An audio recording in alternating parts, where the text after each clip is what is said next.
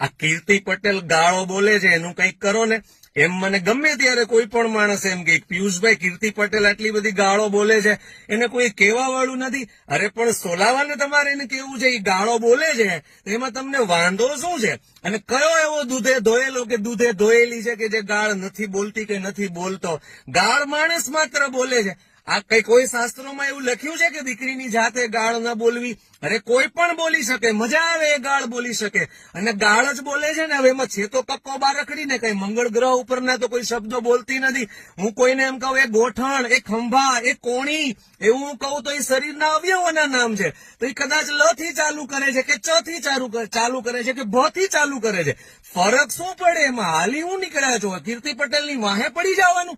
એ ગાળ બોલે છે તેમાં કયું મહાપાપ કરે છે? નાકે બેઠા બેઠા સોસાયટીના ધારાસભ્યએ આપેલા લીસા બાંકડા ઉપર બેહીને તમે પુરુષની જાત આખા ગામની બેન દીકરીઓનો વહીવટ કરો છો. તમારા ને મારા સમાજની કે કુટુંબની દીકરી એ લગ્ન પહેલા આડા સંબંધો કે મિત્રતાના નામે કોઈની સાથે બેડ શેર કરી આવે છે, ફિઝિકલ ને શારીરિક સંબંધો બાંધી આવે છે. એનો વહીવટ આપણે કરવો જોઈએ. કયા સમાજમાં ચીટરના પેટનાઓ નથી? લુખ્ખાઓ, ચીટર, મર્ડર કરનારા ખૂનીઓ આપણા સમાજમાં, આપણા કુટુંબમાં, આપણી પેઢીમાં થયા હોય, એનો આપણે વિરોધ કરવો જોઈએ. કીર્તિ પટેલ કોઈનું ખૂન કરવા તો જાતી નથી, કોઈનું ચીટિંગ કરવા તો જાતી નથી, મૂળ તો ગાળ જ બોલે છે ને. એટલે આવો વાહિયાત વિરોધ કરવાની આપણને હું આમ ઉપડે છે, મને ઈ સમજાતું નથી.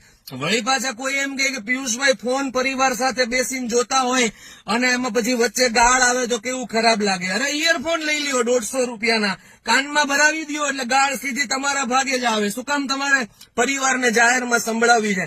પરિવારને સારા પુસ્તકોનું વાંચન કરવા દો ને. તમે બધાની હાજરીમાં રીલું જોવો છો કામ? ખોટો ઘોંઘાટ અને વોઇસ પોલ્યુશન કરવા માટે.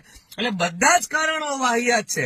કીર્તિ પટેલ એકલી ગાળ બોલતી હોતે તો હું ચોક્કસથી વ્યક્તિગત એનો વિરોધ કરતે. માણસ માત્ર ગાળ બોલે છે.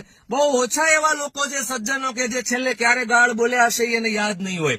બાકી તો ગુસ્સો આવે, કોઈ રોંગ સાઈડમાં આવે, કોઈ ભટકાય, કોઈ કારણ વગરનો અકસ્માત આપણી સાથે થતા રહી જાય અથવા થાય તો આપણા મોઢામાંથી ગાળ નીકળી જાય છે. અરે ફેમિલી અને પારિવારિક ઝઘડામાં સજ્જન સ્ત્રીઓને મેં ગાળો બોલતા જોઈ છે. શું વાંધો છે તમને કીર્તિ પટેલ ગાળ બોલે છે તો? તાકાત વાળી છોકરી છે, એના જેટલી તાકાત એક મરદમાં મેં જોઈ નથી, ભાગ્યે જ ક્યાંક જોઈ છે.